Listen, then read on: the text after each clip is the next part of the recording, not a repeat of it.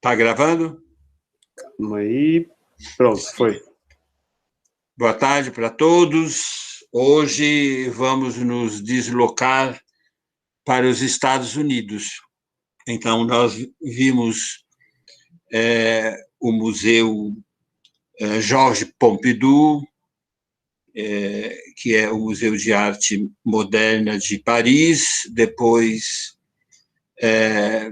fomos para a nova Pinacoteca de Munique e vimos bastante da parte do expressionismo e falamos bastante sobre as duas guerras. Então, vamos ter um deslocamento dos artistas europeus para os Estados Unidos. E o Museu da Filadélfia é um museu que tem uma obra muito importante, que é o Grande Vidro, do Marcel Duchamp.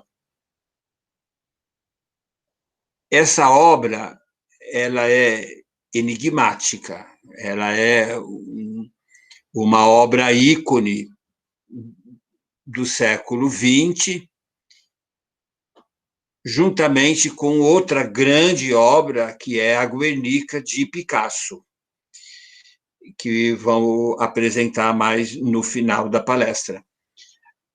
Então, qual é a importância desta obra, né? E qual é a importância do Marcel Duchamp?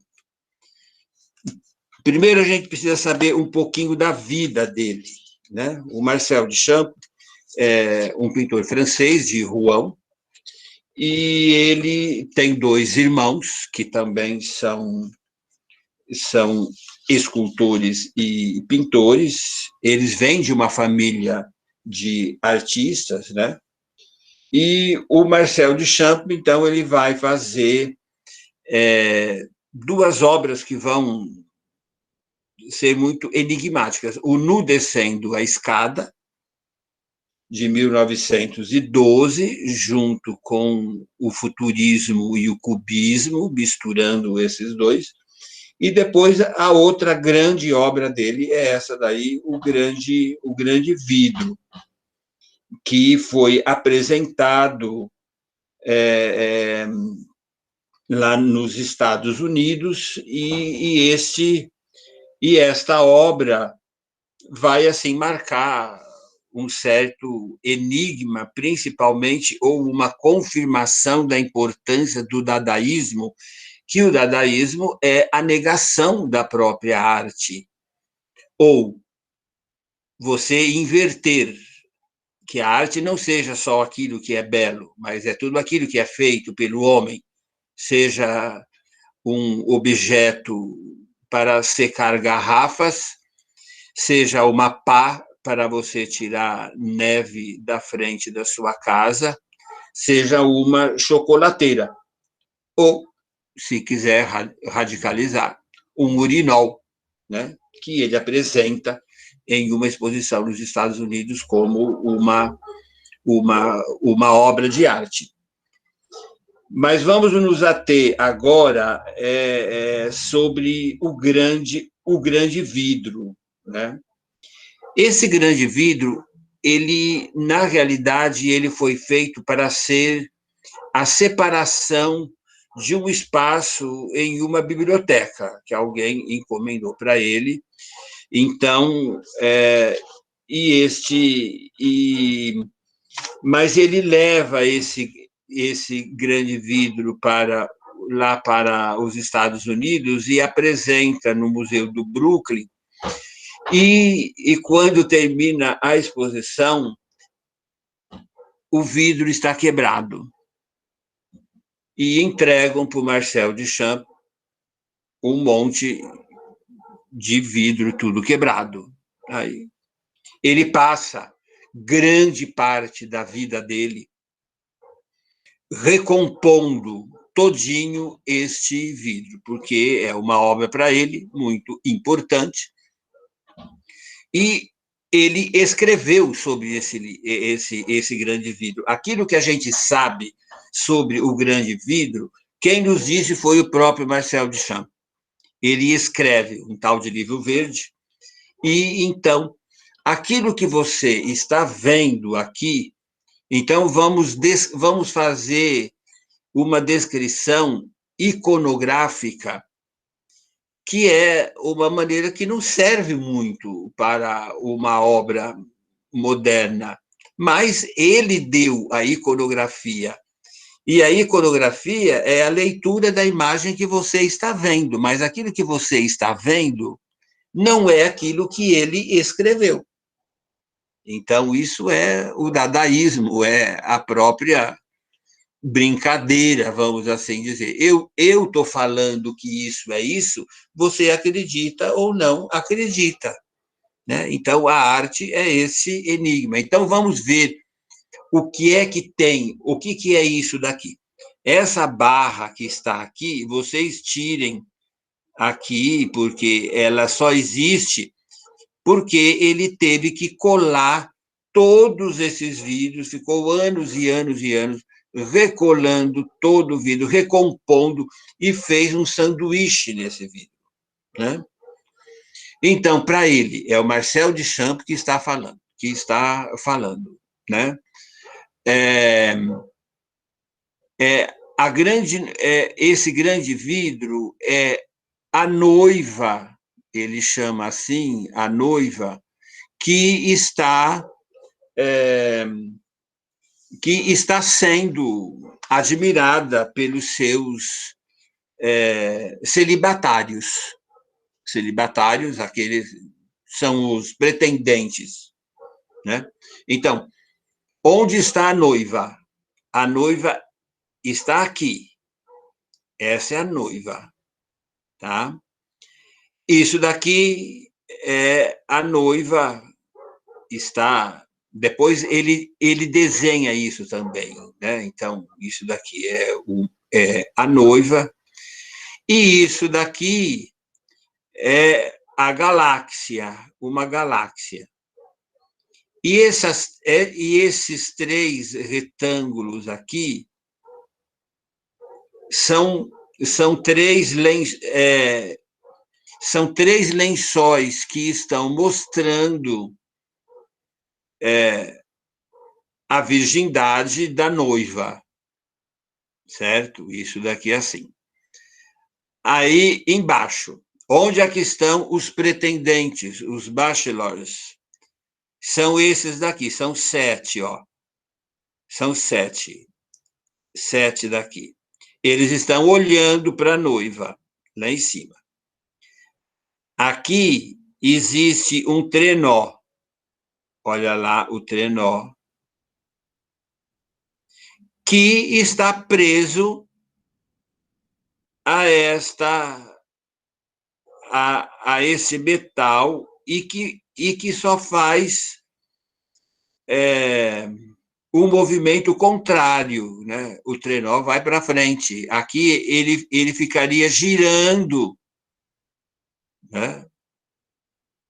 Ele ficaria girando aqui, e dentro desse trenó tem uma roda d'água, que daqui a pouco a gente vê um pouco melhor. Tem uma roda. Isso daqui é uma chocolateira.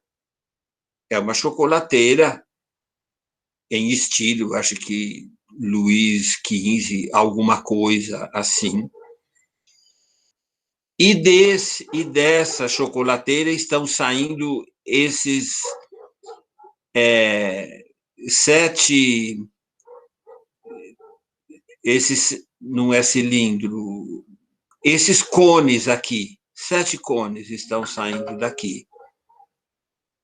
Aqui vocês têm 1, 2, 3, 4 maneiras de se representar a circunferência, ó. E depois aqui em cima, vocês têm 1, 2, 3, 4, 5, 6, 7, 8, deve ser uns 8 pontinhos.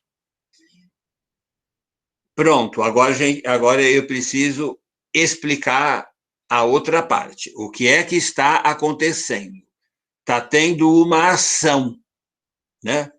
Esses 7 pretendentes à noiva, eles estão juntos com esse trenó e junto com a roda d'água, que para o Marcel Duchamp, isso daqui seria a memória. Seria a memória.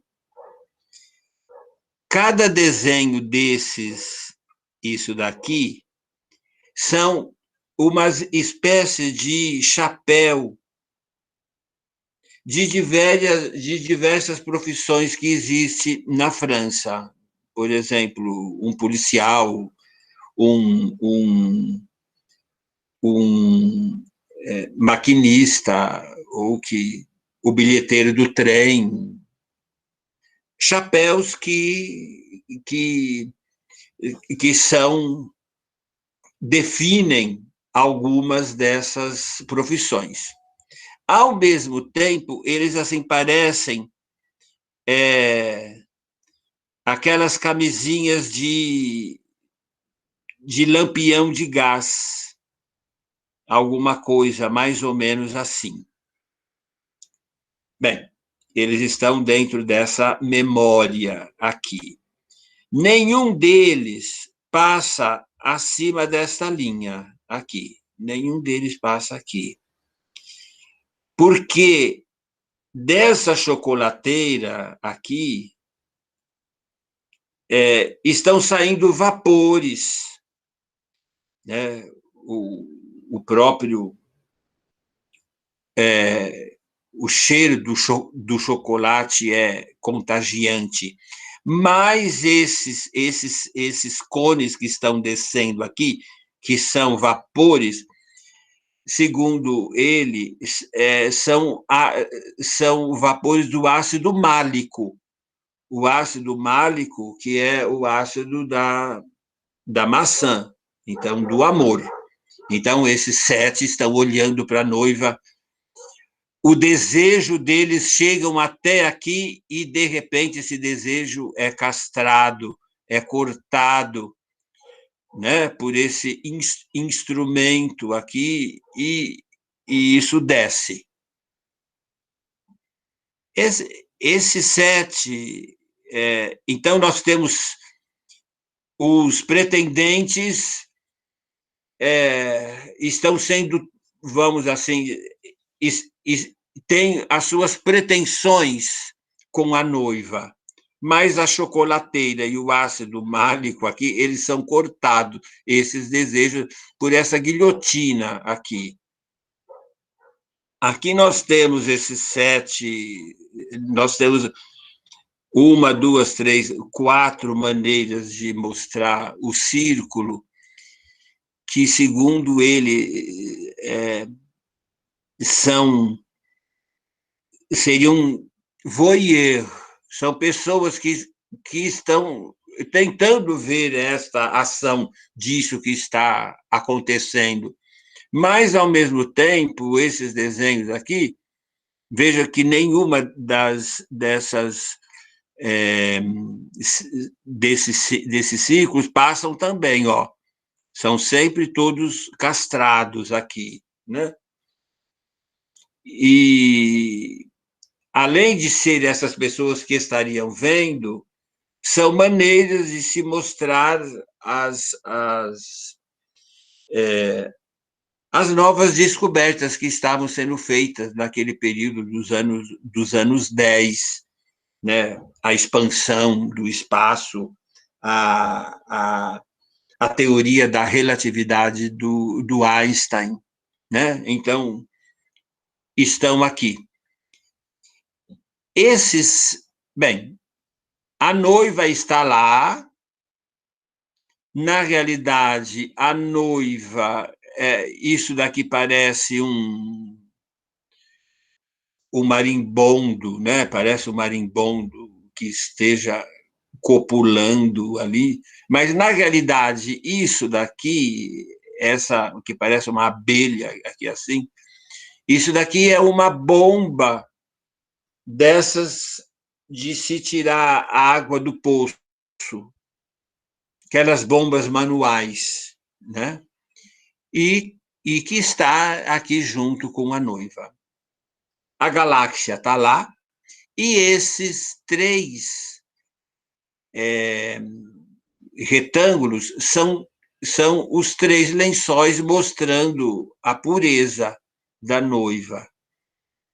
Antigo costume italiano, de quando se casava, a mulher tinha que ser virgem e então se colocava na noite de núpcias ou depois do primeiro ato, mostrava na janela a mancha de sangue da virgindade da noiva. E o que é isso daqui? Isso são tiros que estão dando na galáxia ou na noiva, né? São vários tiros aqui assim. Pronto, vocês já sabem tudo do grande vidro e não conseguem ver nada. É assim mesmo, tem que ir com cuidado. Vamos ver agora como é que ele fez isso, né?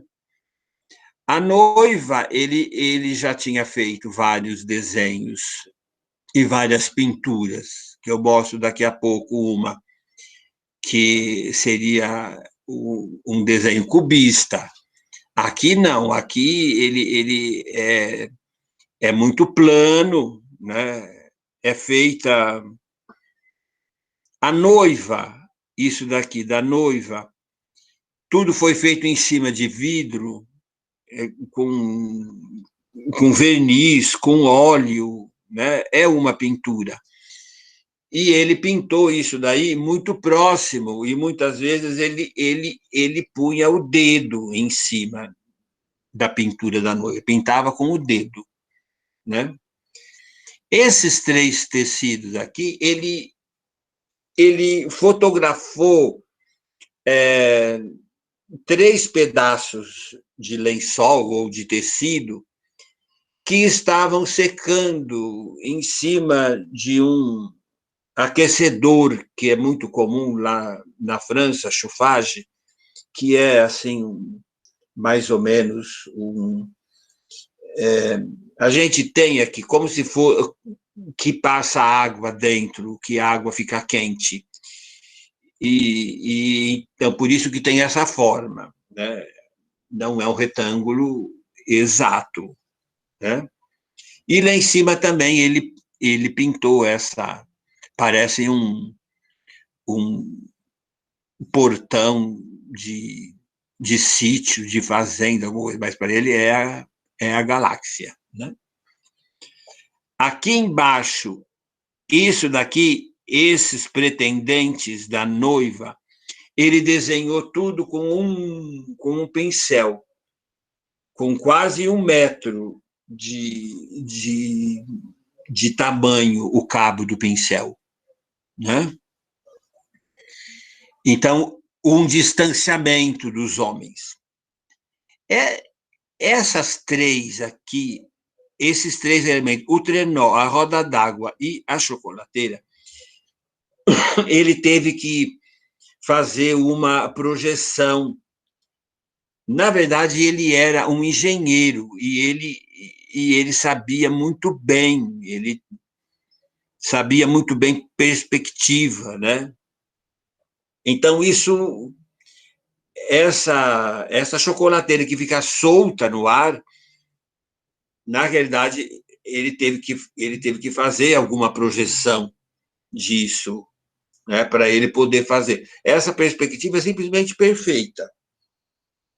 Já tentaram colocar no computador para ver se tinha algum erro, não há erro nenhum, né? Ela é perfeita dentro disso. E depois, isso daqui, esses tiros, essas manchinhas aí, ele fez com uma espécie de estilingue. Não sei se teria uma outra palavra para isso, ou ele colocou no meio do dedo uma borracha e depois colocou alguma bolinha, talvez que uma cabeça de fósforo com alguma coisa e tal, e ele deu deu tiros aí em cima da galáxia, né? Então, vocês vejam que você está vendo tudo e não está conseguindo ver nada. Vamos andar um pouquinho. Depois, no fim da aula, vocês perguntem como que é. Como é que isso foi parar aí, nesse Museu da Filadélfia? Porque ele vai para os Estados Unidos, sai da guerra e depois ele se naturaliza norte-americano, mas ele, logo que ele faz essas obras aí, ele decide que não vai mais pintar, e fica 8 anos sem pintar, né? Fica muito tempo sem pintar. Ele falou, agora eu só vou jogar xadrez, né? Jogava xadrez,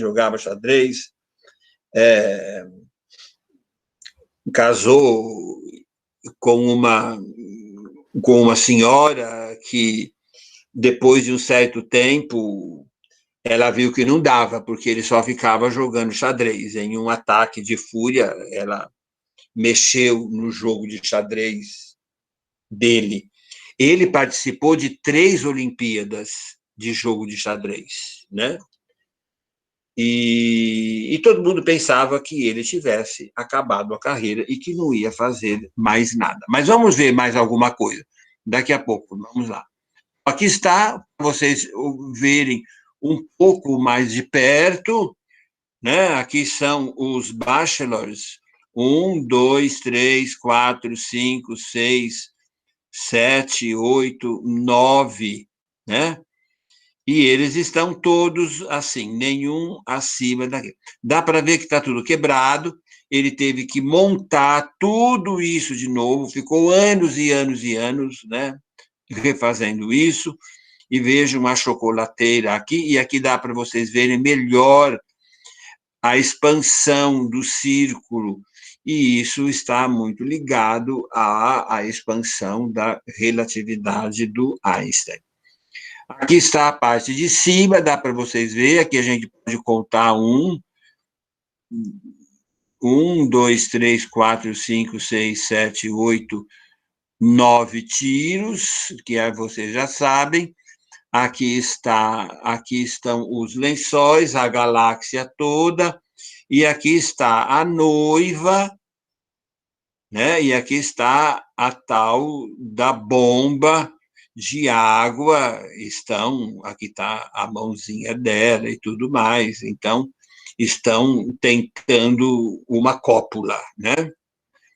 Aqui está a noiva dele, a passagem da noiva, da virgem para a noiva,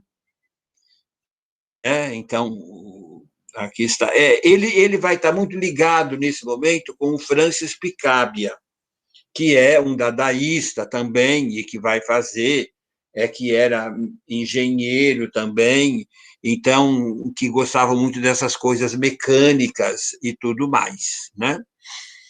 Então, uma reprodução, se você for do outro lado, né? Eu estou lá do outro lado, né? E então você teria isso daqui aqui, que você deveria tirar de lá para cá. É muito difícil tirar foto de lá para cá, porque como é que esse grande vidro foi parar aí? Só em 1953 que ele permitiu que fosse instalado no Museu da Filadélfia, né? Nesse período, ele estava completamente... todo mundo estava pensando que ele só jogasse xadrez e nada mais, né? E quando se colocou aí nesse lugar, então ele pediu para que se abrisse um tipo de uma janela, mas que fica quase que no chão. Então, quando bate o Sol numa hora X, isso daqui fica, a galáxia aparece, isso aqui fica tudo brilhando, né? Aí está mais um pouco aqui para vocês olharem como que ele é. Hoje em dia ele tem isso daqui em volta, essa trava no meio não existia. Aqui está a chocolateira, o trenó, a roda d'água e os baixos, os pretextos, né? Que para vocês verem um pouco mais, aí ele faz outras obras assim, então absolutamente fora daquilo que estava ocorrendo naquele momento, uma novidade absurda. Agora aí dá para vocês verem melhor o trenó, a roda d'água, que para ele a roda d'água é algo de infinito, que é o nosso pensamento, somos nós. O Marcel Duchamp, ele era muito complicado, né? A mãe dele, ele sempre disse que a mãe dele sempre preferiu as irmãs a ele. Depois, quando se casou, não deu bola para a mulher, né? E aí depois teve amantes, era uma pessoa complicada. Teve a amante, Maria, Mar, a Maria Martins, que é uma escultora brasileira, né?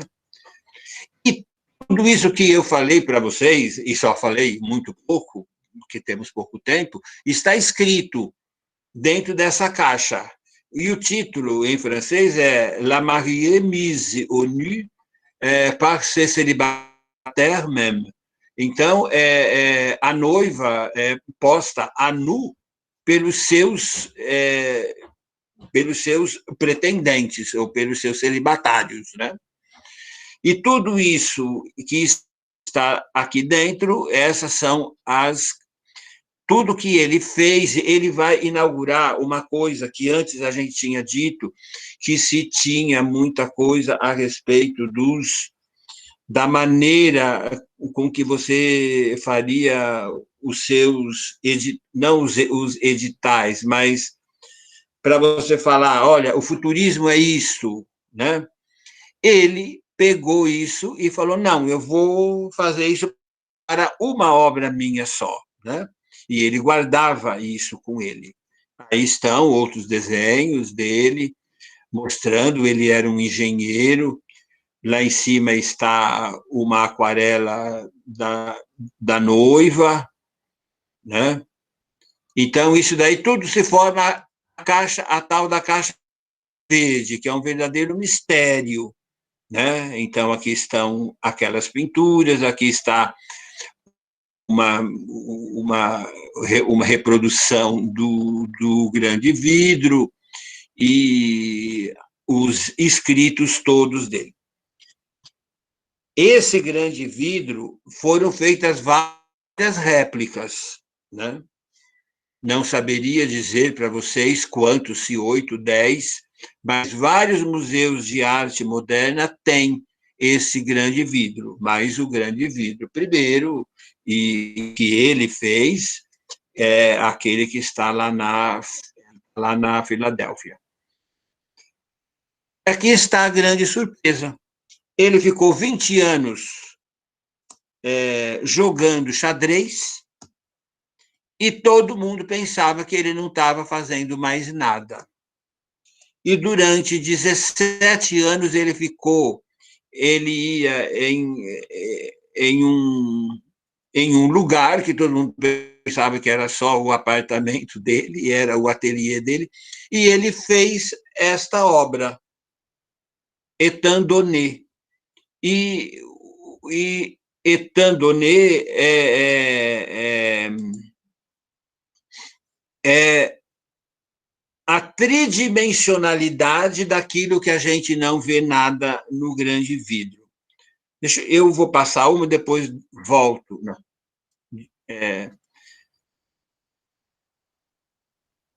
Isso daqui é uma porta de um celeiro, de lá, de alguma fazenda da França. Tá? E depois ele, em cima desse giral aqui assim, olha, né? Ele coloca esses gravetos aqui e ele faz essa obra tridimensional da mulher aqui, jogada em cima. E a mulher está segurando como se fosse um gás, um iluminador de gás, alguma coisa assim. E lá no fundo tem uma cachoeira. Como é que você vê essa obra? Você não vê essa obra desse jeito que nós estamos vendo. Isso daqui é uma maquete só para explicar como que é o Étang-Donné. Então, você vê o grande vidro aqui assim, e de repente, quando você vira de costa, você tem essa porta. E você tem que saber que essa obra está lá dentro. Então, tem um buraquinho, é o buraquinho do voyeur. O voyeur é aquele curioso, que fica olhando pelo buraco da fechadura, o que está acontecendo lá dentro, né? O curioso. Então, quando você vai ali, você olha por um buraquinho, você vê isso. E isso é a noiva, né? É a noiva que está lá no grande vidro, né? E os célibataires, né? São aquelas camisinhas de lampião a gás, né? Que está aqui. Isso daqui ele ficou fazendo de 46 a 66. É uma obra hiperrealista. Ele revela, só para os curiosos, o que é que estava lá, que ele tinha descrito tudo e que não tínhamos entendido nada. Então, essa é a história do grande vidro, junto com o Étang-Donné. Outras obras que ele faz, essa obra se chama Por que não espirra Rose c'est la vie?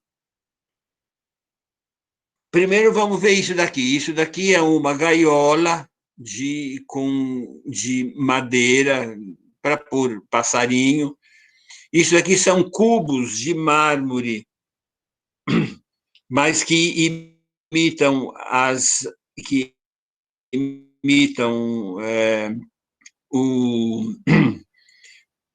o açúcar que os franceses consomem. Eles consomem não com colher como nós, mas são esses cubinhos. Depois ele tem um disco de porcelana aqui em cima, tem um termômetro que ele coloca, que fica aqui no meio, e tem uma parte de um choco. Choco é um molusco marinho, que é esse negócio aqui, ó. E isso aqui, para a gente entender melhor, é que a gente coloca na gaiola para passarinho ficar bicando, né? Agora, quem que é Rose c'est la vie? Rose c'est la vie é o alter ego dele, ou seja, é o alter ego dele feminino. Então, aí fica mais, né, um mistério aí. Cubos de mármore junto com um passarinho, junto com a liberdade, tudo preso. Um termômetro para você saber, e tudo isso, por que você não espirra, Rose Selavi, que é ele mesmo, né? O urinol, que todo mundo conhece, ou a fonte, ele vai em um lugar e ele pega o urinol e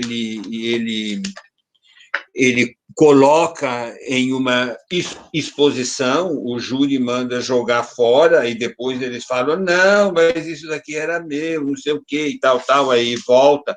Então, com isso, ele inventa o ready-made, ou seja, o objeto que já era feito, que pode ser bonito, que pode ser feio, mas ele acha que se ele puser uma assinatura, aquilo vai virar uma obra de arte. Ou seja, ele está dando risada da nossa cara, né? É tudo isso mesmo, mas a gente sabe, ele mesmo diz, e todos os outros críticos falam, ele é um é um tira-sarro das pessoas, e as pessoas acreditaram, né? Levaram a sério, porque ele é... Ou seja, ele coloca toda a incoerência do dadaísmo, todo o absurdo, né? E um repúdio que ele tinha a todos os valores da obra de arte. Na verdade, ele queria acabar com a arte, né? Olha, chega, isso daqui não existe mais, vamos fazer outra coisa. Gente, isso tudo vocês têm que pensar que estamos no meio de uma guerra, todo mundo morrendo. O irmão dele, escultor, acabou de morrer. Então, ele tem direito a fazer toda essa raiva, né? Tudo isso que... Ou seja, o que é a vida? A vida não é nada, e está todo mundo morrendo, porque o irmão dele foi para a guerra e morreu na guerra, né? Bem, e aí, então, com isso, ele acha que não se sabe direito onde que ele comprou. Existe desses com essa assinatura em um monte de lugares, em um monte de museus. Nenhum é o verdadeiro, e não é para ser o verdadeiro, né? Nem ele sabe aonde foi parar o verdadeiro, jogou-se fora, né? Vamos ver aqui, no descendo a escada, é importantíssimo, ele vai mostrar isso em uma exposição que se chama Harmony Show, em Nova York, em 1913. Esse Harmony Show corresponde mais ou menos àquilo que seria a nossa Semana de Arte Moderna, mais ou menos, pelo escândalo que esse nu causou, né? Então, para nós que estamos vendo, isso daqui é um cubismo analítico, né? É um cubismo analítico, e com um pouco de futurismo, que nós já vimos, né? Então, ele acha, dentro daquele pensamento, vejam a roda também, ele pega um banquinho de cozinha e coloca uma roda de bicicleta, é essa coisa que ele vai chamar isso tudo de uma anti-arte, ou uma nova arte que não necessariamente contenha o belo, né? Aí, nesse caso, ainda não estava tão radical, mas ele quer mostrar a atitude da máquina, né? E também que ele quer mostrar a importância daquilo que é feito industrialmente, seja belo ou seja feio, tanto faz como fez, né? E ele vai querendo mostrar uma alteração de formas também, do mecânico para as formas feitas em série, ou aquelas que têm o movimento em si. Isso muito influenciado pelo amigo Picabia, né? Que vai, então, querer ovacionar, como o próprio Leger, como é que a nova vida, como que o homem se adapta a ser parte da máquina que vai construir objetos. É um momento em que não se tem ainda as leis para as indústrias, ou quase que uma sociedade de proletários e escravos, que isso tudo vai culminar com a Revolução Russa, né?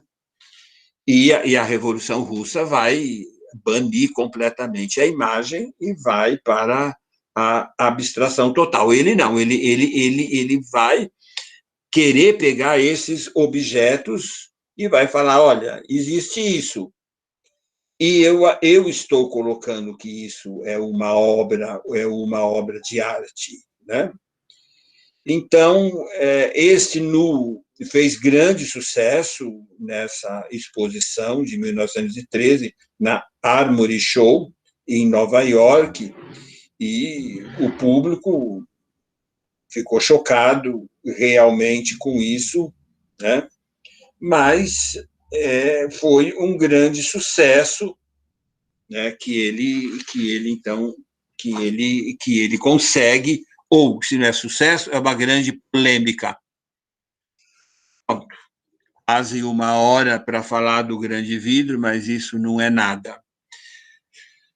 Na exposição que eu fui ver o grande vidro lá na Filadélfia, havia uma exposição muito interessante, que é do Marcel Duchamp e o Jasper Johns. E o Jasper Johns, ele vai ser o New Dada, ou o novo dadaísmo.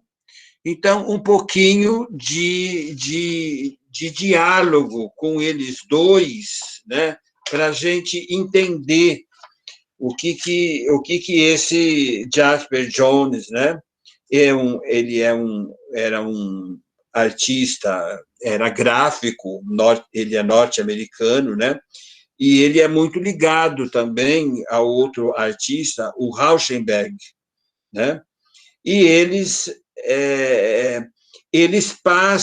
têm uma passagem pelo expressionismo abstrato, vão para pop art e o Jasper Johns termina no minimalismo. Então, ele vai passando. Tudo isso nós já estamos falando já dos anos 50, 60, 70, né? No início da carreira dele, nos anos 50, ele trabalhou como um artista comercial, ele pintava vitrines, né? Depois a gente vai ver a importância disso.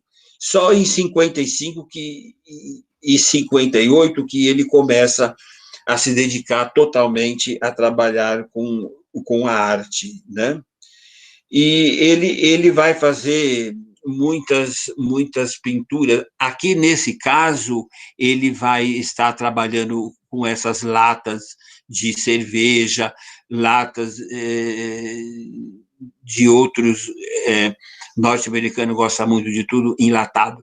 E ele vai, conforme a pop art, ele vai fazer uma crítica a isto tudo, né? Mas o mais conhecido dele são as bandeiras e os alvos que ele faz também, né?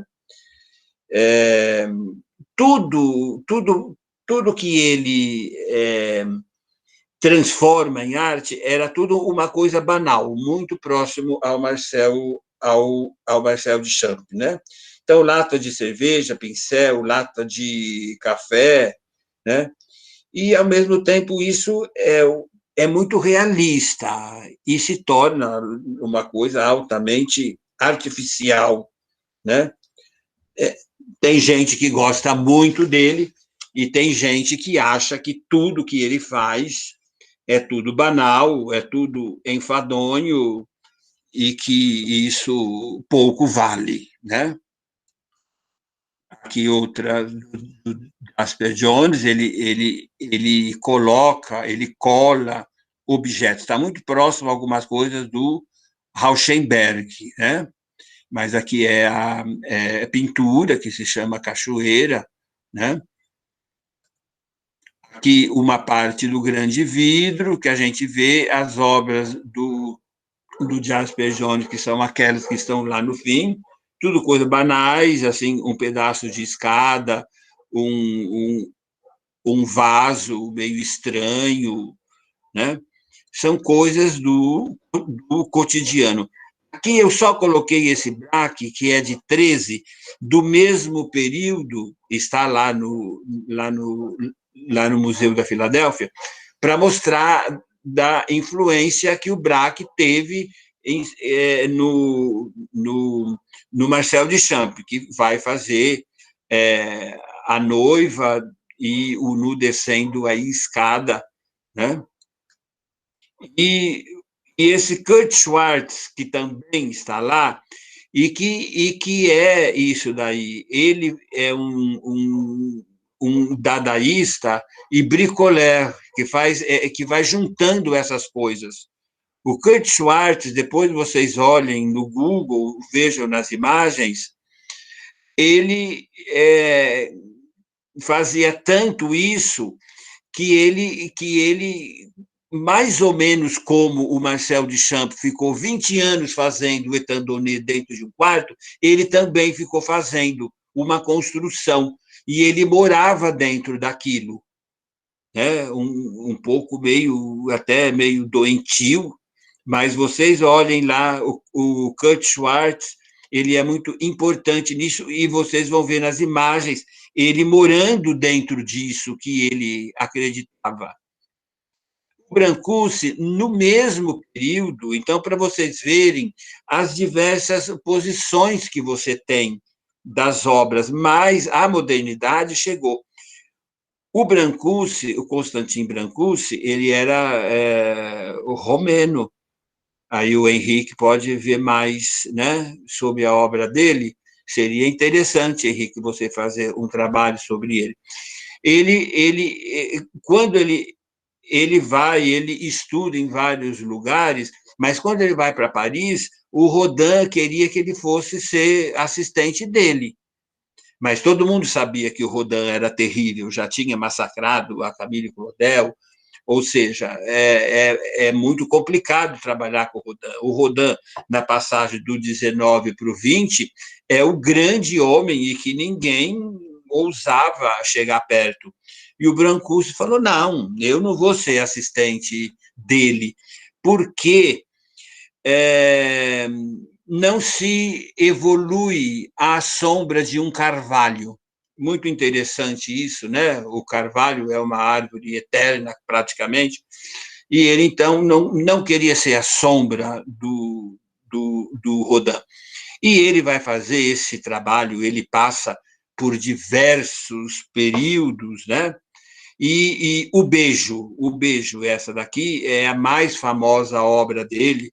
Isso se transformou depois em grandes obras, em grandes colunas, quase que um arco triunfal e posto. E ele fez também uma grande coluna de mais de, acho que uns 30 metros, mas depois ele vai fazer o quê? Ele vai trabalhar com o conceito que o pedestal é a escultura também. Por exemplo, essa aqui são pássaros, né? Ele é uma das fases mais interessantes dele. Então, você tem um cilindro, depois você tem aqui carvalho, que é madeira, um outro cilindro, aí depois você tem mármore, e depois você tem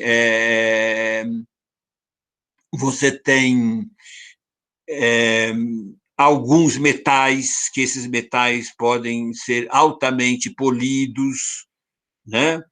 E ele teve problema quando ele foi para os Estados Unidos também, porque na alfândega falaram, todas as obras podem passar, mas isso daqui é metal, e sendo metal, isso daqui tem que ter um imposto terrível em cima. Ficou meio nervoso, né? Mas o Museu da Filadélfia tem, né? Isso daqui ficou muito famoso também, esse torso de menina. Então, veja como que ele trabalha com esses materiais. E o Filho Pródigo, essa obra é também fantástica, né? E, então, Brancusi vai ser ele foi amigo do Modigliani, então vocês podem ver, deixa eu ver se tem mais uma, né? Aí você tem, muito bonito a Negritude Branca, né? Essa daqui, muito bonita, essa obra. Então, vocês vejam que o pedestal vai fazendo parte da obra e ele vai compondo. Isso o Rodin fez muito. A última fase do Rodin vão ser as colagens que ele faz, né? Mas aí o Brancusi, como o Modigliani, não vão estar à sombra do Rodin de maneira alguma, e eles vão, então, fazer essa obra que vai depois influenciar o Henry Moore, né? Que o Henry Moore, quando ele vai começar, o Henry Moore, agora falando dele, depois a gente mostra, ele vai começar a fazer blocos, um bloco de um lado, outro bloco do outro, e esses blocos vão criar vazios no meio, e essa valorização do vazio é que vai ser uma das características do Henry Moore. Então, aqui ele então falava, olha, de maneira alguma eu quero ter qualquer coisa superficial nas minhas obras. As minhas obras elas têm que ser sempre dessa maneira muito despojada totalmente, né? Então ele é um escultor romeno e vai influenciar o século XX todinho. Ele estuda em Bucareste, Viena, Munique e depois em Paris, né? Quando ele chega lá em 1906, é apresentado por Rodin, e ele fala, não, eu não quero crescer, ninguém cresce debaixo à sombra de um carvalho, né? Nos anos 9 e 10, ele trabalha junto com o Modigliani, né? E ele abandona as modelagens e começa a trabalhar nessas formas assim, e essas formas que depois vão se juntando praticamente, né? Só em 26 que ele vai fazer uma exposição em Nova York, e isso ganha uma notoriedade, principalmente com aquelas esculturas que são a fase dos pássaros, né? Em 37, ele vai fazer a tal da coluna sem fim, de 30 metros de altura, e também chega até a projetar um pavilhão de meditação para o Marajá, na Índia, né? Então, ele sempre vai buscar essas formas quase que naturais, né? Então, você tem o tronco aí, que vai ser o torso da menina, ele não vai fazer nada, ele vai assim cortar e depois vai assim colocar as formas quase que abstratas, ou praticamente abstrata, né? E ele, então, vai influenciar também o Henry Moore, né? Que vai, então, falar que a missão especial de Brancusi foi de libertar a escultura de todo e qualquer adorno, né? E quando morreu, ele deixa para o governo francês o seu ateliê, e o ateliê dele a gente viu já alguma parte dele no Museu Georges Pompidou. Aí está a sua obra mais falada, que é O Beijo. É um anti-beijo do Rodin, porque o beijo do Rodin, 1909, quando foi para uma exposição em Chicago, o beijo foi exposto dentro de um quarto onde menores de 18 anos não podiam entrar para ver o beijo, né? Então, aí vocês vejam isso daí. Essa imagem, guardem, que daqui a pouco a gente vai ver no de buffet, aqui o beijo homem e uma mulher, mas no de buffet vai ser o alter ego, né? Aqui a gente pode ver um pouco melhor a base do carvalho rachado, né? E os pedaços de outras pedras, e o mármore e o metal. Então, está Brancusi, o grande artista que soube não libertar a escultura do pedestal, mas colocar o pedestal como escultura. Diferente do Rodin, que queria libertar a escultura queria colocar no chão. Ele falou, não, o pedestal pode ser também a obra de arte. Então, aí está o Brancusi. Mondrian.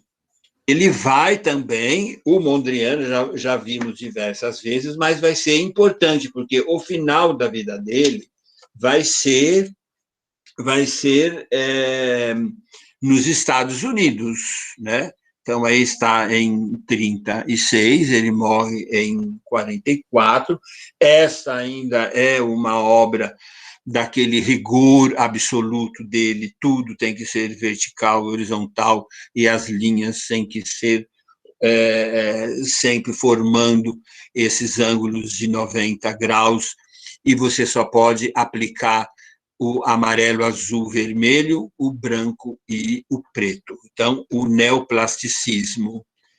Ele aqui tem o amigo dele que vai falar, não é necessário que tudo que se tenha feito tenha que ser em cima do quadrado. Então, também o Theo van der Burg é holandês, Dutch é holandês, e eles praticamente o Theo van der Burg fala, não, eu vou aplicar isso, o neoplasticismo, à arquitetura.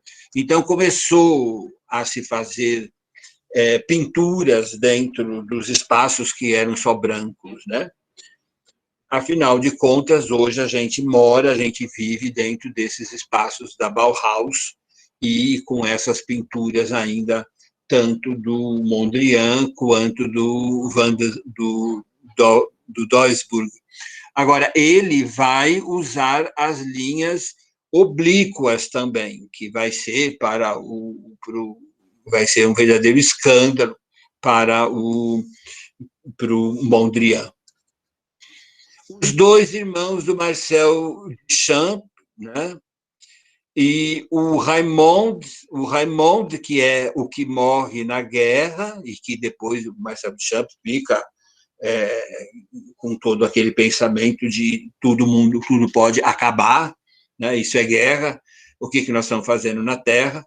E esse daqui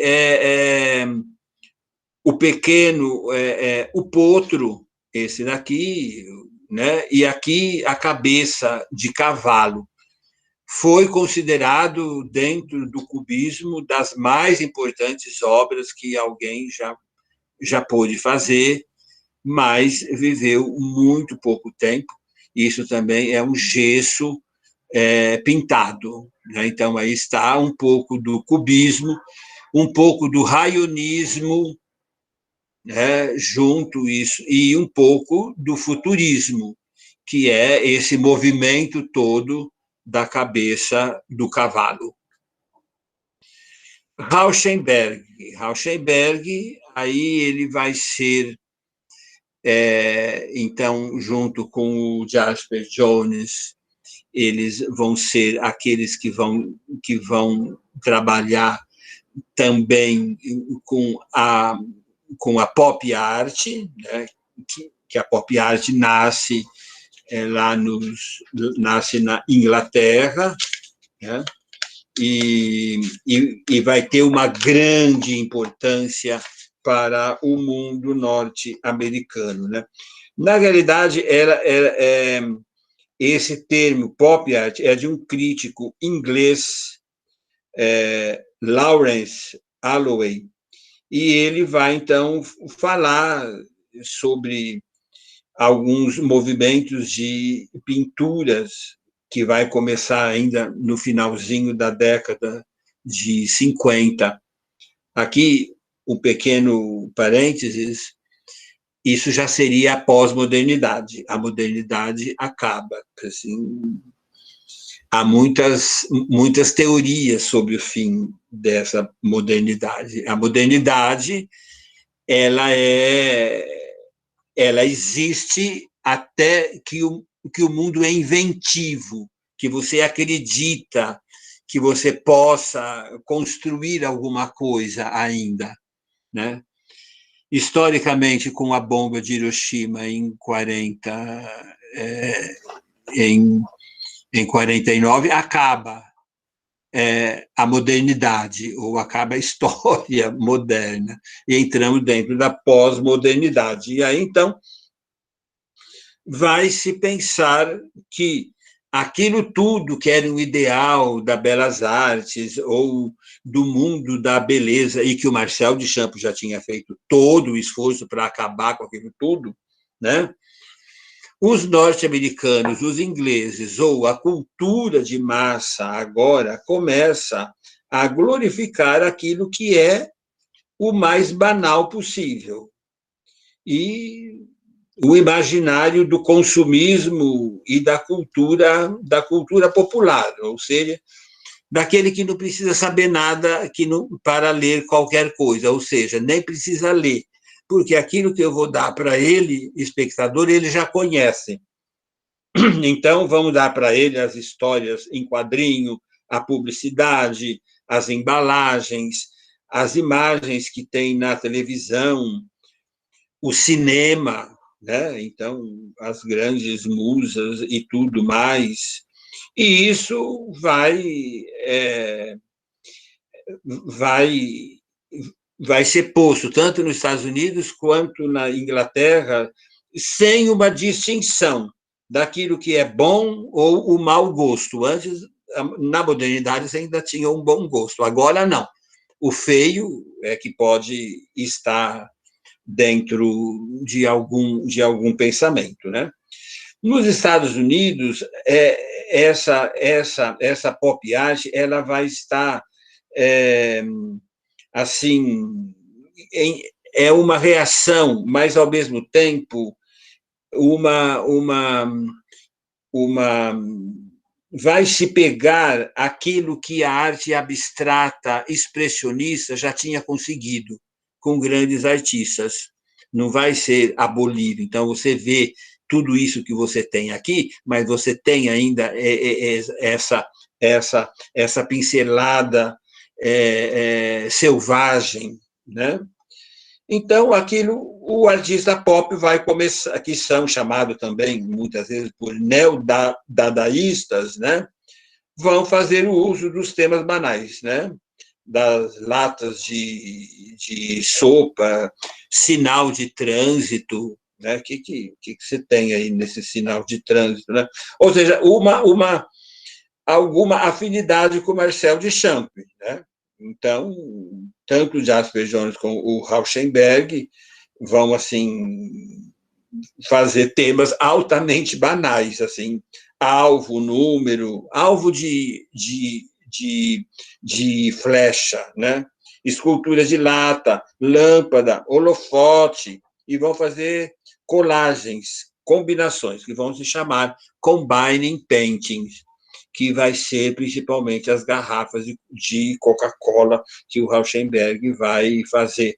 E ele vai também fazer pássaro empalhado, e ele vai usar demais o silkscreen com a fotografia, né? Aqui você vê uma estátua da Liberdade, aqui alguma meio, acho que parece alguma coisa de botijão de gás, junto com esse povo fazendo esse prédio e com sinalização de Nova York, e de repente você tem uma Capela Sistina.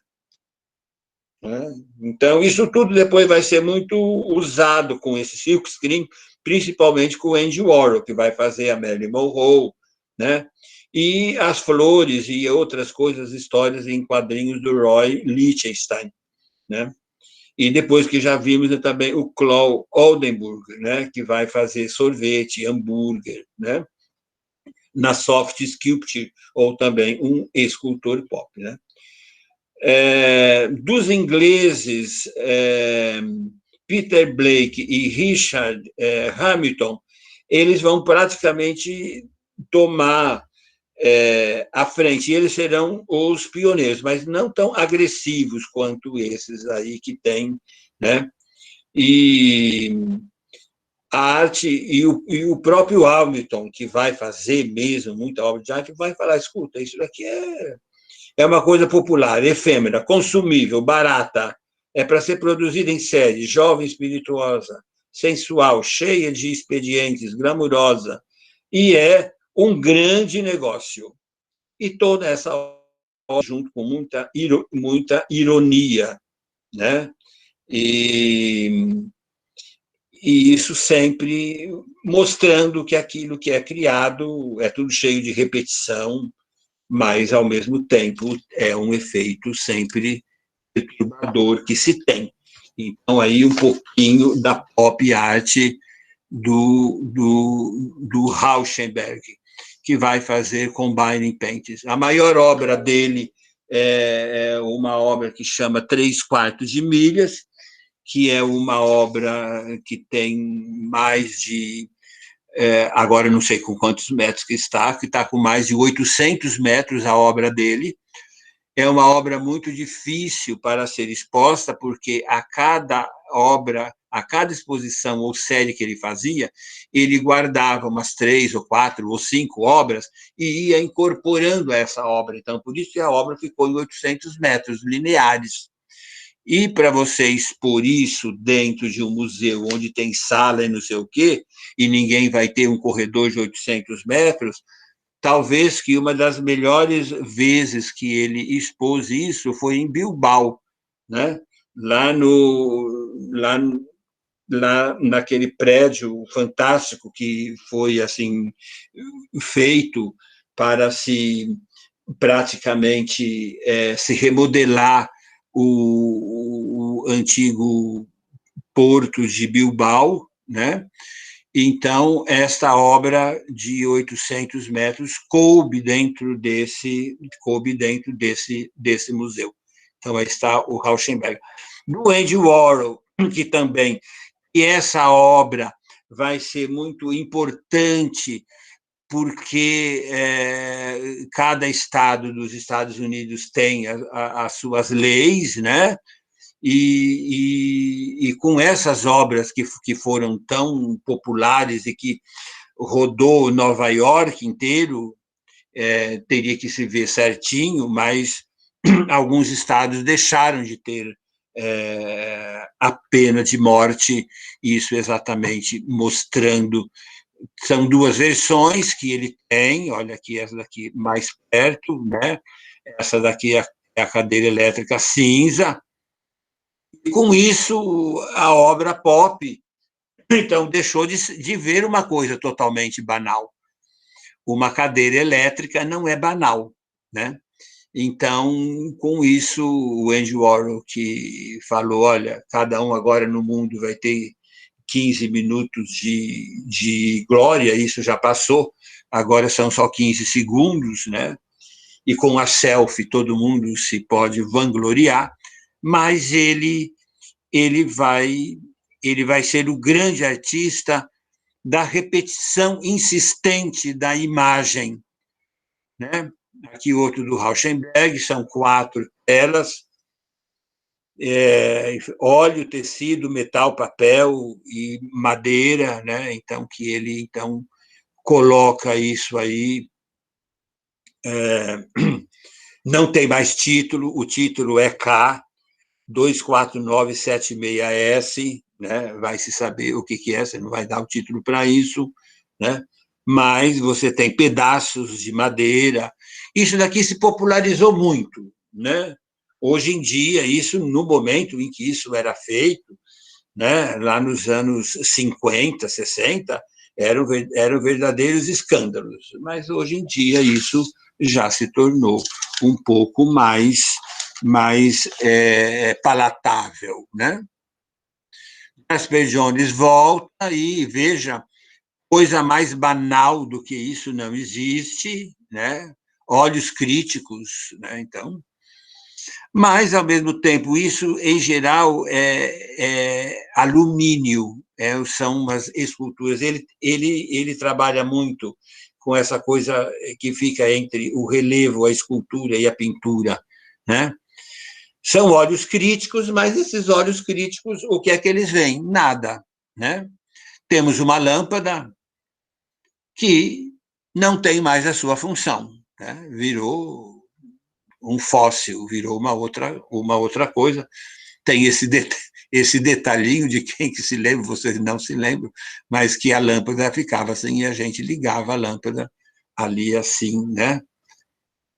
Também mais banal do que enfiar todos os seus pincéis dentro de uma latinha de café, também não existe. É por isso que tem críticos que falam, gente, isso não é nada, isso é uma brincadeira que começou com o Marcel Duchamp, e todo mundo resolveu também fazer, né?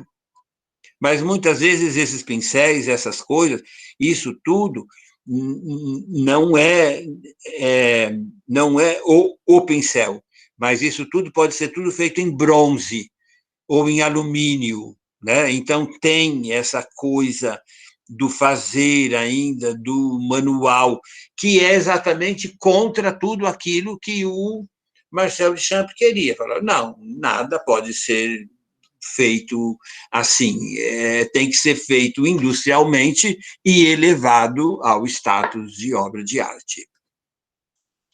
Asper Jones vai fazer assim, uma grande quantidade também dessas aqui. Você tem ainda uma coisa de figuração lá, mas você tem aqui o abstracionismo, a abstração expressiva, quase que selvagem, né? E o corte na tela com esses dois elementos aqui que o Fontana já tinha feito. Então aí você tem alguma referência também à própria história da arte. Isso já tinha que ser feito, ou seja, a tela a tela em si não é mais bidimensional, ela é tridimensional. E essas são as obras mais famosas dele. Ele por muito tempo essas bandeiras norte-americanas,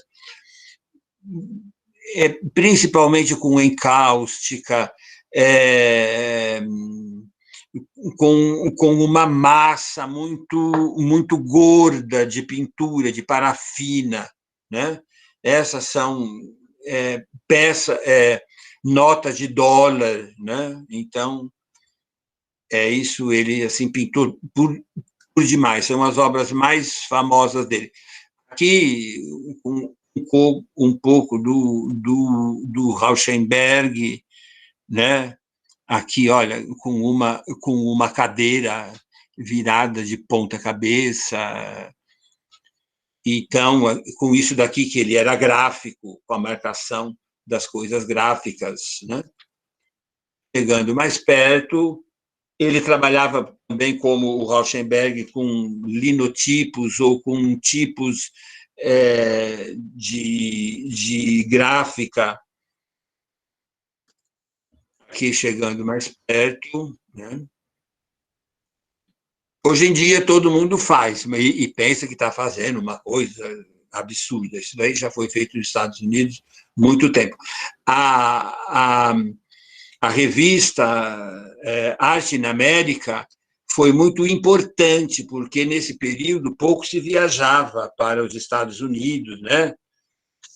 E a arte na América demorava para chegar aqui. E muitos artistas que tinham a possibilidade de ver rapidamente isso, no outro dia já fazia alguma exposição. Todo mundo, mas que coisa diferente, e era assim, lembranças, ecos. Aí, quando se ficou um pouco mais assim, os artistas podiam ir para Nova York, ver as exposições, e chegavam aqui e rapidamente. Teve muita coisa disso, né? William de Kooning é um outro artista que é muito importante a gente falar. Vocês estão vendo, são os artistas que estão lá na guerra e que estão indo para os Estados Unidos. E eles, Estados Unidos é um país que acolhe todo mundo e lá está sempre assim. Quando você olha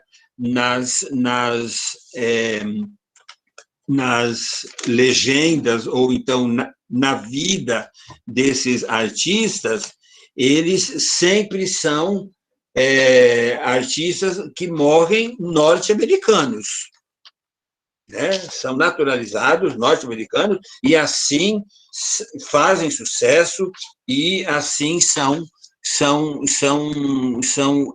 tratados lá, né? O de Kooning, ele nasceu em Roterdã e em 26 que ele foi para os Estados Unidos, né? Ele era muito simples, foi assim pintor de parede lá em Nova York, mas ele conheceu um outro artista que também era imigrante, né? Achille Gorky, e eles então começaram o expressionismo abstrato, ainda na década de 30. Aí depois veio o Jackson Pollock junto, né?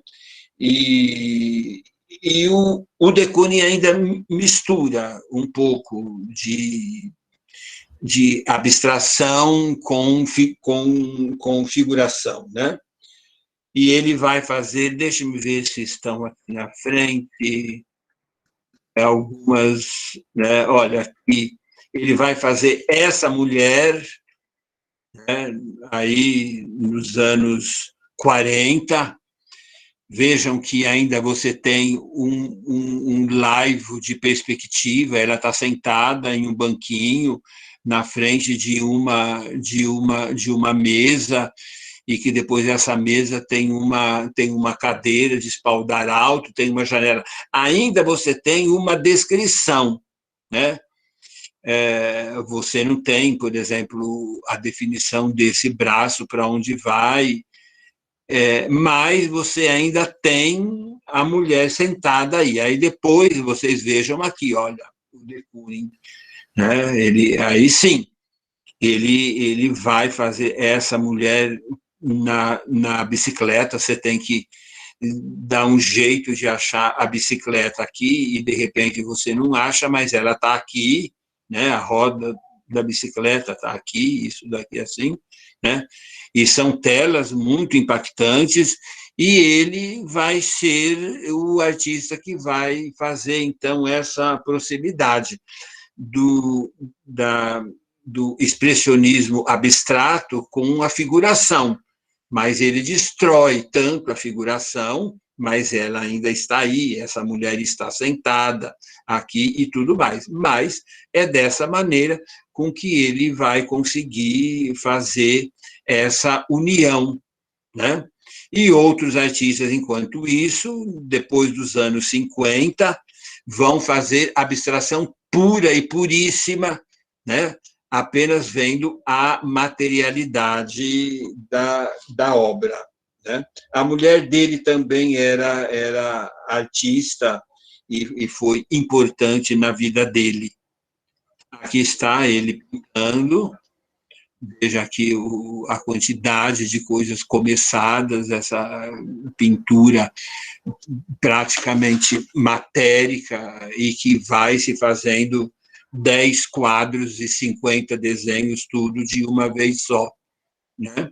Vamos voltar lá, porque, então, aqui nós temos esse Barnett Newman, ele só vai trabalhar assim, só vai fazer uma parte, vai negar ou vai buscar a opacidade e a absorção da luz absoluta em uma parte, e a outra parte o brilho excessivo, o branco. Muitas vezes ele deixa a tela até assim, sem pintar. Mas aí, como o Mondrian também, o branco é muito importante. São muitas camadas de branco que vai se colocando, né?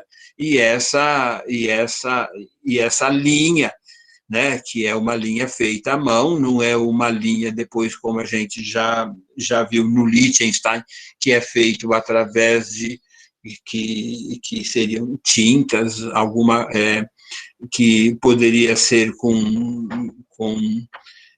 adesivo ou então com silkscreen, não, aqui é pintura mesmo.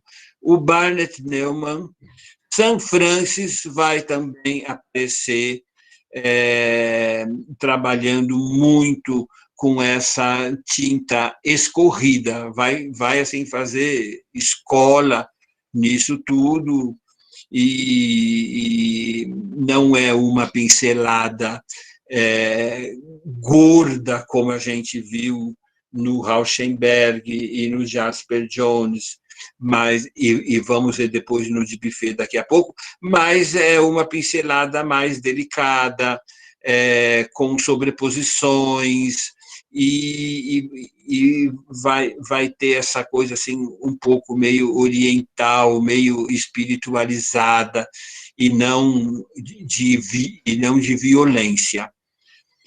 O Kai Appel, também, olha, outro holandês, é o terceiro holandês que nós estamos vendo hoje, o de Kooning e o Mondrian.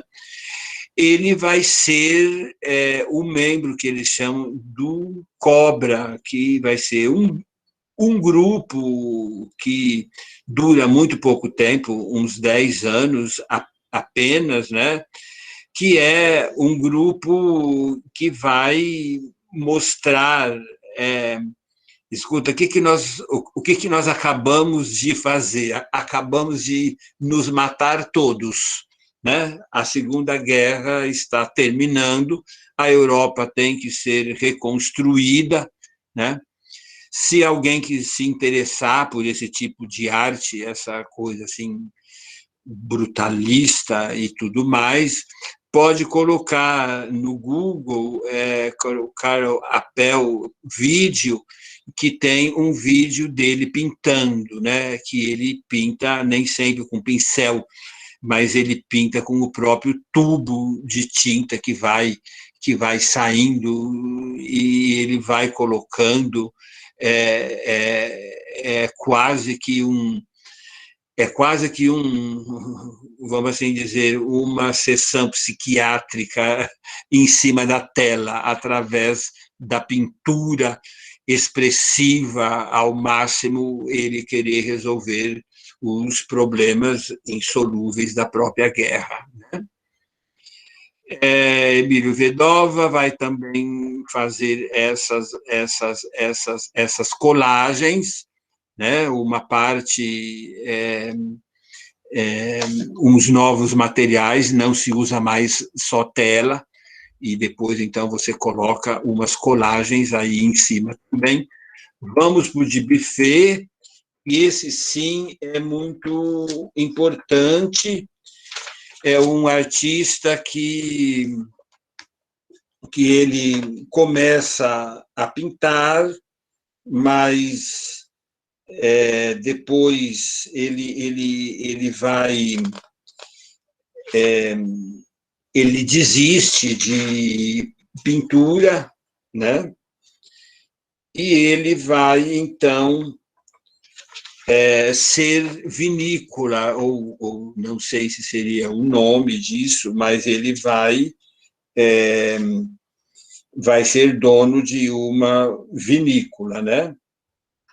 E ele depois volta a pintar, mas ele começa a pintar uma pintura que ele não acredita mais na pintura. Ele quer, vamos assim dizer, destruir a pintura, né? E com isso ele vai iniciar aquilo que a gente chama de arte brute, né? Então vamos ver aqui um pouquinho do arte brute. Vamos ver algumas obras a mais para entender. Olha aqui, né? Os fatos memoráveis, né? E a obra dele, nós já vimos isso quando vimos no Pompidou, né? Uma obra dele, mas aqui, essas obras aqui, principalmente essas, são da arte brute, né? que ele, depois que ele tinha pintado um certo período, resolveu parar e depois volta. Quando ele volta fazendo esse tipo de pintura que era uma arte produzida assim à margem do mundo artístico, né? Que eram dessas pessoas solitárias, desajustadas, pacientes de hospitais psiquiátricos, prisioneiros, marginais de todo tipo. E ele fala: olha, essa arte é uma invenção pura, e a diferença de uma arte cultural nunca baseada em processos que são imitativos, mas que são obras que saem de uma mente quase que doentia, mas isso gera uma invenção pura, e isso faz com que tenha uma originalidade imensa, né? E que não se mostrava isso. No Brasil, nós vamos ter a Nísia Silveira, que vai fazer isso muito, né? As experiências com os enfermos de várias psiquiatrias, né? Então, essa arte brute, ele começa a produzir isso a partir de 45. Estamos no meio da guerra também, né? Mais uma vez, a guerra entra, né? Para mostrar essa tendência de uma certa à margem do mundo, né? Totalmente fora de você pensar em colocar isso em um museu, né? Se bem que nesse período já se havia muitos hospitais que usavam a, a pintura, a tecelagem, principalmente para os estudos psiquiátricos, né? E para ele assim achava que não há uma arte dos loucos, né? Assim como não há uma arte de indivíduos que têm problemas no joelho. Então, ele era meio irônico também, né? E isso aproxima um pouco da arte naif ou dos primitivos, né? E isso, tanto o naif e a arte primitivo, sempre quis ter um aval do status de arte. Então, ele começa a fazer. Aqui está uma pintura, lembra que eu pedi para vocês guardarem do Brancusi, O Beijo, né? Aqui é ele mesmo, né? É o alter ego dele como Monsieur Plume, né? E aqui, o que essa arte de Buffet ajudou, vamos assim dizer, nos anos 60, nos anos 70, principalmente, vai ajudar o grafite, né? Depois dele, aí vai vir o Basquiat, né? Que vai vir dentro desse pensamento da arte bruta, de você poder fazer aquilo que você quer de uma maneira... todo mundo reconhece isso, né? E qualquer pessoa pode fazer um desenho como esse, qualquer um pode fazer isso, né? Nós vimos lá no Pompidou que ele cria esses ambientes aqui, assim, feito com essa matéria toda branca, e depois ele passa acho que é um alcatrão ou alguma coisa não é nada convencional, nenhuma pintura dele é convencional, principalmente a matéria. Ele mistura com areia, com outras coisas que você nem poderia pensar se fosse pó de mármore, e desde o Renascimento você faz, mas misturar areia nisso, você não vai ter isso. Então, isso daqui é uma espécie de um local que ele... Glosserie seria o tipo de um café, um local que você vai, mas aqui ele vai chamar de gabinete lógico para você pensar isso daqui, para você fazer meditação. Então, ele tem obras em muitas cidades, tá? Aqui à esquerda em Chicago, As Quatro Árvores, e aqui do lado direito, esse colorido é uma obra em Londres, né? Tem em Paris, né? Em todas as grandes cidades tem uma obra aí de Buffet. Falar um pouquinho do Picasso, porque estamos falando hoje das duas grandes obras da primeira metade do século XX. O Grande Vidro e a Guernica, né? Então, aqui está ainda 61, ele morre em 72, 10 anos antes dele morrer, ele está assim, fazendo certamente uma das suas amantes, ele teve várias delas, 4 amantes, e a sua mulher, que era a russa, né? Aqui nós já passamos. O Boys nós já vimos, né? Estamos ainda falando de guerra, mas fiquei de mostrar para vocês essas telas, né? Essas telas das aulas de filosofia que ele dava, que a gente pode ler, Aristóteles, Kant.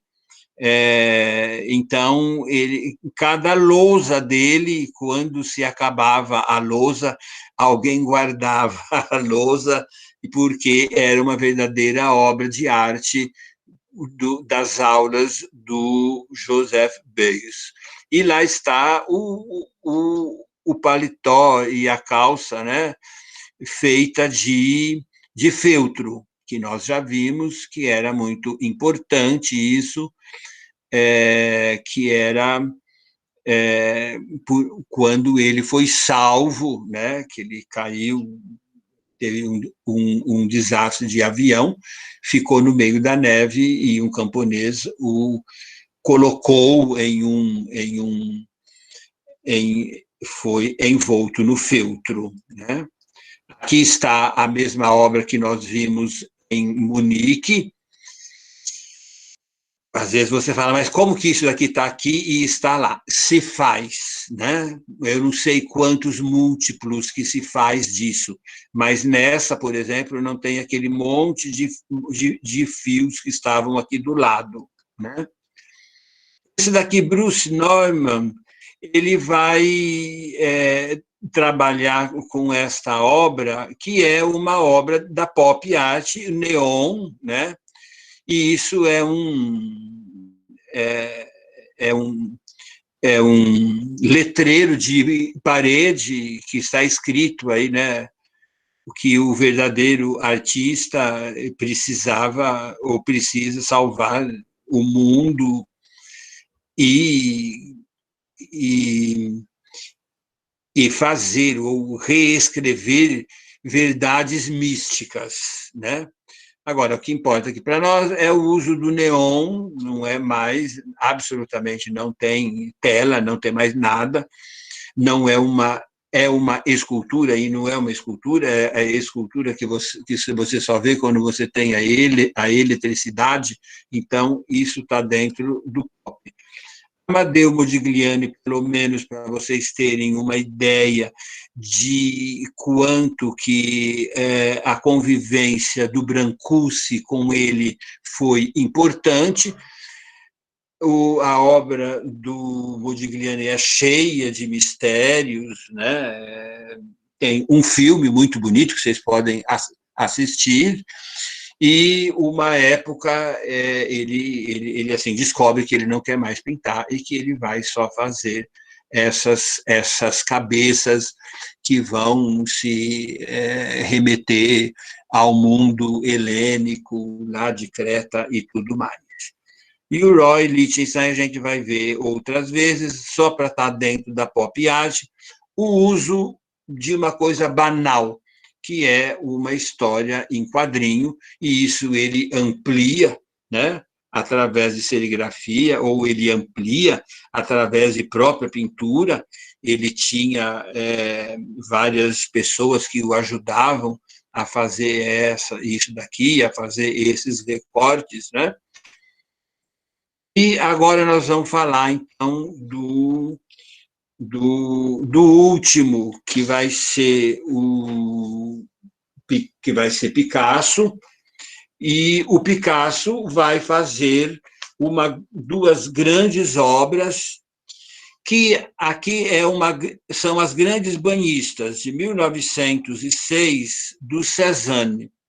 E o Cézanne foi um artista muito importante na passagem do 19 para o 20, né? Ele na verdade, ele quis restabelecer um pouco da forma novamente, porque havia se perdido demais no expressionismo, principalmente você não mais usando a cor como deveria ser naquilo que você estava vendo. Então, aqui tem essas grandes banhistas de Cézanne, de 1906, que está no Museu da Filadélfia, e o Picasso, em 1907, fazendo essas banhistas, Demoiselle d'Avignon, que é o início do cubismo, que era uma coisa que o Cézanne sempre falava: olha, o mundo das artes pode ser transformado em cubos, em esferas e tudo mais. E assim o Picasso fez esta obra. Esta obra, o Picasso mostrava só para os amigos, em 1906. Né? Então, aqui ele tem um pouco do Egito, tá vendo? Essa figura estática, como se fosse um faraó, e de repente ele coloca uma máscara, põe uma mulher lá, põe essa figura que é um retrato dele mesmo, né? Essa outra figura que é uma d'Avignon, Demoiselle d'Avignon, tem gente que pensa que é da cidade d'Avignon da França, mas não é. Isso era um cabaré que existia em Barcelona. Então, isso daqui, olha, tem uma cortina, tá vendo aqui a cortina? São mulheres que estão fazendo um espetáculo de cabaré, e tem uma natureza morta aqui também, e ele, então, coloca essas outras duas mulheres, essa aqui abrindo a cortina aqui, com essas máscaras aqui. Foram inúmeros os desenhos que ele fez disso, e muito tempo depois, só nos anos 30 quase, deve ser isso mesmo, que ele vai mostrar para o público. Mostrava só para os amigos, né? Então, essa obra, na realidade, foi muito importante para ele, é pioneiro nesse cubismo, nessa maneira de ver o mundo, porém, essa obra ela é grande, e ela vai para os Estados Unidos, vai para o Museu de Arte Moderna, para o MoMA. Mas o intuito aqui, olha, vejam aqui os estudos que ele faz. Toda a obra de Picasso tem 20, 30, 40 estudos, né? Aqui você tem, olha, de uma outra maneira, a cortina está bem definida aqui, tinha um homem aqui assim, né? A natureza morta estava mais lá para o fundo, essas figuras não estavam muito assim, mas sempre a cortina por ser aberta, né? Aqui você já tem um pouco mais definido, aqui assim, né? E aqui depois você vê, então, a obra lá dentro, né? E, então, aqui, finalmente, a última obra que nós vamos ver é Guernica, que é importantíssimo, vai ser uma marca total dentro da primeira metade do século XX. Ele vai fazer isso daqui em 37 para o pavilhão da Espanha em Paris, uma feira que existia, e isso tudo baseado em desenhos, fotografias da pequena cidade de Guernica, que os alemães fizeram uma experiência de como as bombas se portavam. Então, o Franco falou, não, vocês querem ver como é que essas bombas de vocês explodem? Pode jogar em cima de Guernica.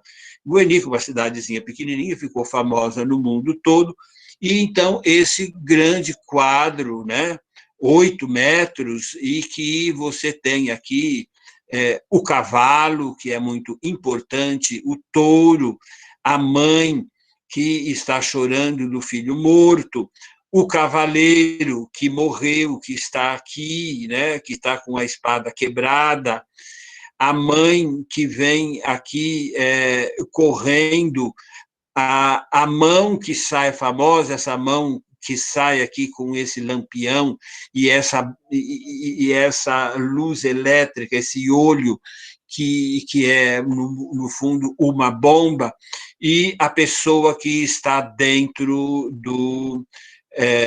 que está dentro da casa que está pegando fogo.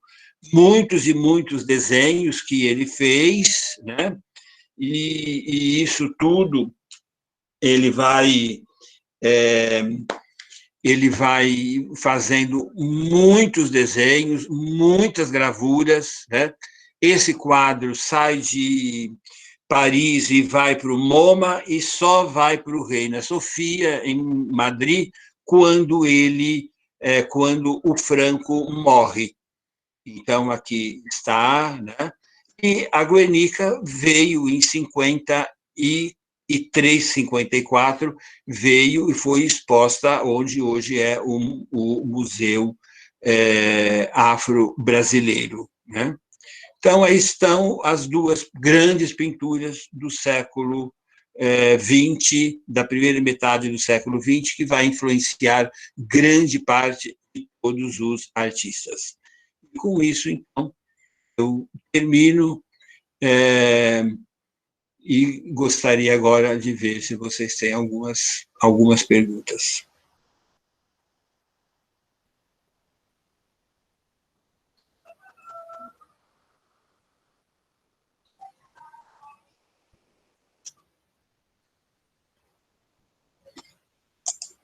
Pronto, pode parar de gravar. Tiago? Oi? Pode parar de gravar.